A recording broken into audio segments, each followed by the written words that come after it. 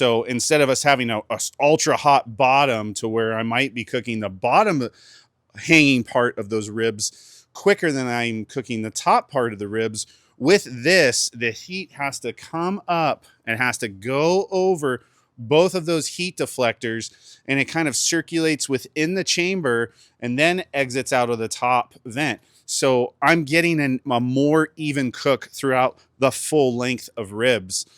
That's my theory. Now, if I had cut these full length of ribs in half and they were just sitting about, you know, from here to here, yeah, maybe over direct coals that would be just fine. But like I said, I want these, I don't want them to be super dry, but I want them to be on here a long time so I can really get a lot of that smoke penetrating into the tissue of that meat and everything. So that's the reason why I do that. And I do this on a lot of my smokes. I just like to get that nice smoky flavor in there. I like to get it away from the heat source as best as I can. That way I can cook it longer and slower. But if I want to ramp it up, I can always ramp up it as well. So it's a really kind of a cool little system that I've come up with, the different using that pan as a deflector, using the rotisserie ring as an extender. I do that all the time. And then obviously using that barrel. Whew, that barrel is hot, I tell you what.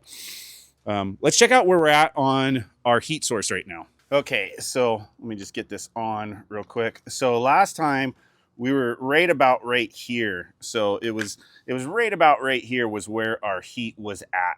Okay, so I imagine, you know, that was a little over an hour ago, I imagine. So we're probably closer to here, but let's check it out.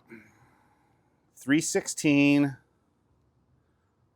320, 330, 340, 350, 340, 330. Okay, so the hot spot is right there. Right there. Okay, exactly where I said I thought it would be. That's where it's at. So, you know, and we're not quite into, what are we at on our time? Okay, so we're 2 hours and 15 minutes into it, and that's about right. So we are really about a third of the way through our snake. So, I mean, we've got a lot to go.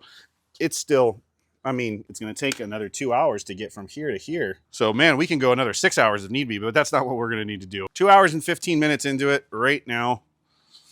It's looking pretty good.